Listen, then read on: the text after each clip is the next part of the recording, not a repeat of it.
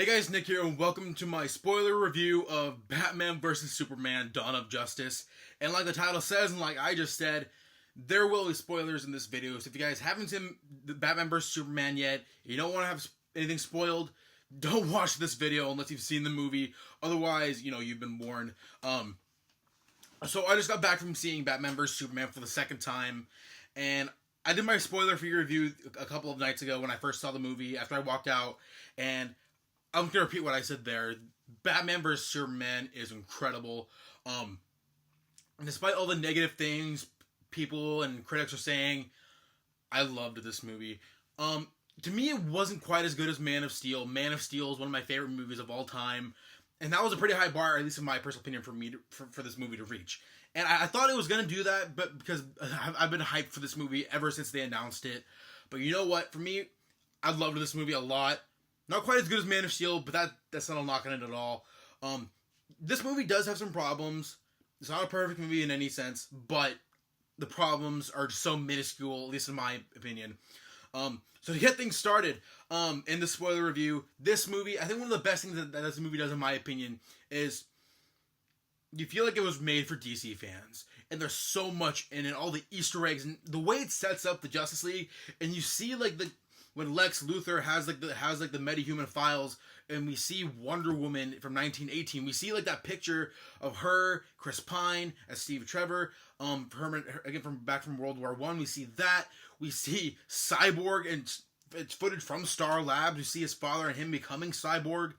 That was awesome. We see Ezra Miller as the Flash in a couple of instances. We see that that footage of him in that convenience store stopping that thief, and you see the lightning and how it's affecting the inside of the store. And then we see during one of Bruce's nightmares, we see Barry, or Ezra Miller's version of the Flash, come at him and he's warning him about what's going to happen in the future, and that he needs he was right about him all along and all that stuff. We see the awesome hint towards Justice League that me as a fan, I had a grin on my face the entire time. And then of course we see the minor scene of Jason Momoa as Aquaman. It's funny because we got all this merchandise. I have his Funko Pops right here and there. There's all this merchandise for Aquaman, and he barely has one kind of really small scene in the movie.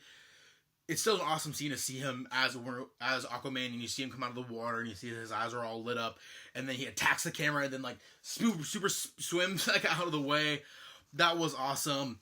So again, the way it set up the Justice League, and the way it ended with Superman's death, like in the comics when Doomsday killed Superman.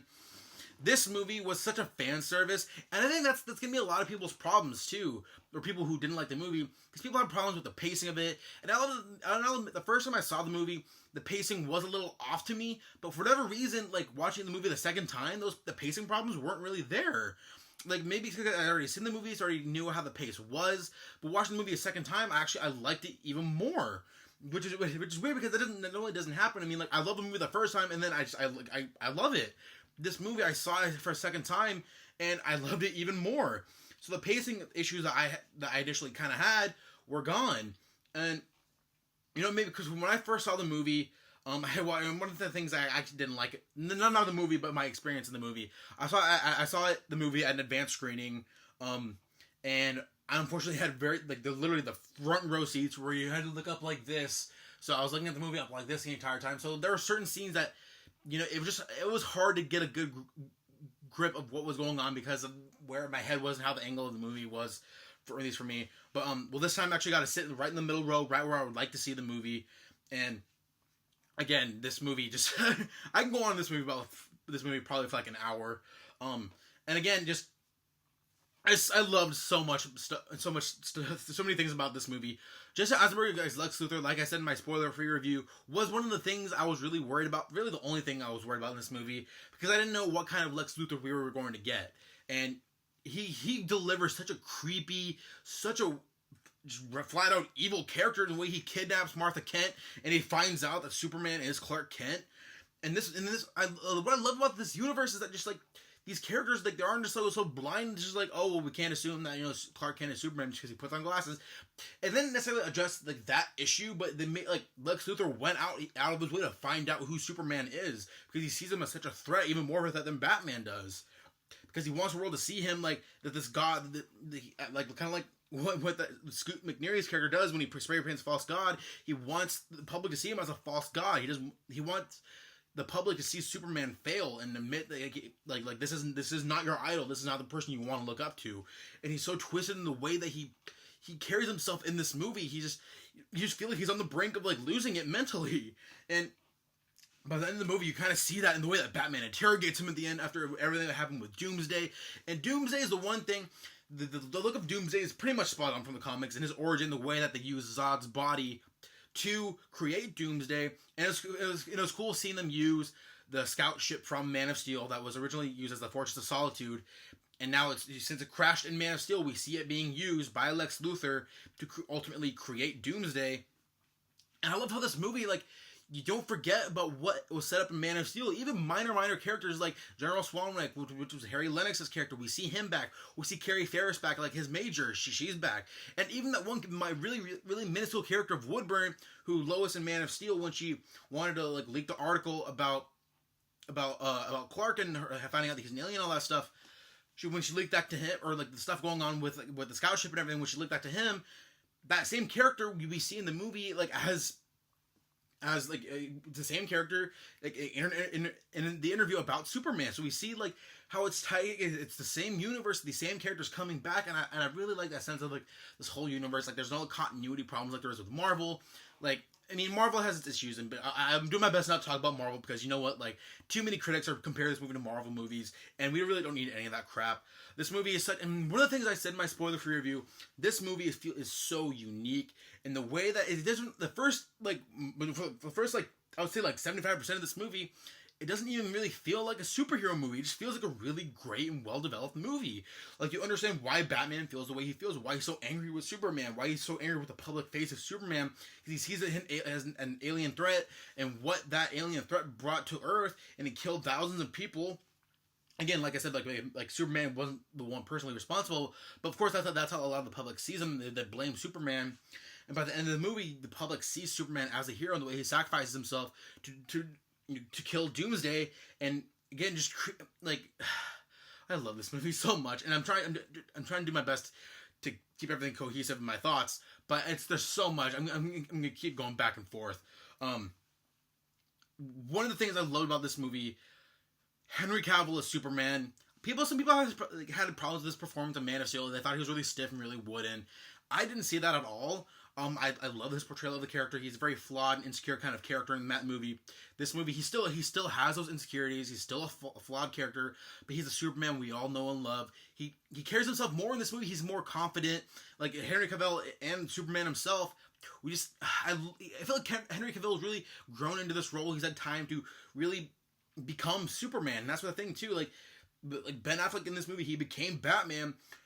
Henry Cavill became Superman again, and you feel the natural progression of his character from Man of Steel to this movie, and how he's still he's doing his best to do the right thing despite how the world views him. I loved how he was developed in this movie, and Henry Cavill he owns this role so much, and every scene he has with Lois and every scene that demanded him to express his emotions, especially when Lex Luthor first reveals that he has Martha hostage, and look at the anger on his face, and when his heat vision goes off, you see the pain in his face, you see the anger, you just feel all that raw emotion, and I loved every second of that. And all of his scenes with Lois, and I loved his relationship with Lois in this movie. That's all I could really ask for in the Lois Clark relationship from the comics pre-New 52, because the New 52 killed their relationship. Seeing them in this movie and seeing how they're moved in together, and he even calls her Lo.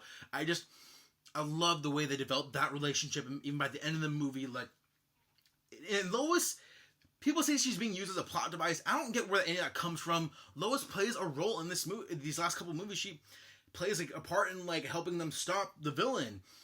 And granted, like, people can say like, oh, like, well, that's just out of convenience. I don't agree with that, but you know what?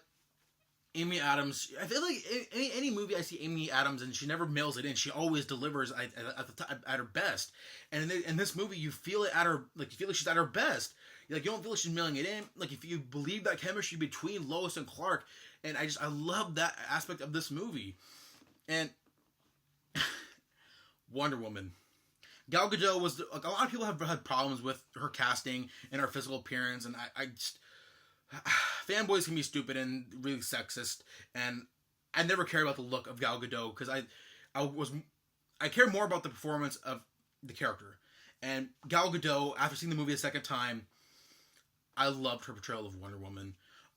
There were some scenes, like when I watched the movie the first time, I really enjoyed it, but there I was like, I don't know, I'll have to see it again to really get like a good grasp of how she was. I loved her as Wonder Woman. Wonder Woman kicked ass in this movie, and like I said in the spoiler review, and my first showing of the movie, the advanced screening I went to, everyone cheered when Wonder Woman came on, and I got out a completely different screening, and again everyone cheered for Wonder Woman because I think so many people, especially females in general, they've been waiting for that lead female superhero character that we really don't really get in these movies. Well, not just like DC, but like DC and Marvel in general. Like, yeah, Black Widow, but Black Widow doesn't have her own movie, and now that we know the Wonder Woman, her own movie is about to finish production, and the way this movie ties into like slowly, like slowly, how it very subtly suggests like, oh, like this is her history, and that's the history that they're going to explore in her own movie. And you know what? Again, all of her action scenes, all of her dialogue, I thought was really well delivered. And you know what? Like, and Gal Gadot has had the time to develop her acting skills, and I'm even more confident now in her portrayal of the character that, you know, when I go and see her movie next June, I'm pretty sure I'm gonna love it. Because if I love her portrayal of the character Man of Steel, more than likely I'm gonna and Batman vs Superman, I'm gonna love her portrayal of the character in her own movie and in Justice League. And if I can't say this enough, I love the way this movie set up Justice League. I love the way it developed all these characters. I really loved Lex Luthor as a villain. The whole Doomsday fight was so awesome, and of course the main fight of Batman and Superman. Even though it was really the one big fight, and Superman comes in and he's trying to tell him about what's going on with Lex, and of course Bruce isn't hearing it. And Superman at first is really holding back, and then like after a while, Superman's like, you know what, screw it, like I'm gonna fight this guy. And obviously Superman's not trying to kill him, but Batman does get the better of him. And even though the fight doesn't really end, Batman pretty much won that fight. And I wasn't expecting anything less because Superman holds back. Superman's not going to kill Batman, even though, like Lex Luthor said, I'm going to kill your mom if you don't bring me Batman's head. Even then, Superman wasn't going to kill Batman. We all knew that. So at the end of the day, when Batman is going to fight Superman, Batman's going to fight dirty. And in this movie, they finally introduced Kryptonite in a more realistic way than I was expecting, and they use it from the wreckage of the machine in the Indian Ocean from Man of Steel. And again, like kind of like going back to what I said earlier, like the world engine, the world engine from Man of Steel is still in the Indian Ocean. It's like a wreck now, and that's where they get the kryptonite. And the scout ship has its own like military operation going on in the heart of Metropolis. I just again, I can go on and on about this movie. I'm trying to remember everything that I love about this movie. And I think I've pretty much said everything. Batman vs. Superman, again, despite what the critics are saying, despite what a lot of fans are saying, I loved this movie so much. Again, not quite as good as Man of Steel, but it doesn't have to be. It's a great movie in general. I love the way it's set up, this DC universe. It makes me even more excited for Justice League, for Suicide Squad, for Wonder Woman.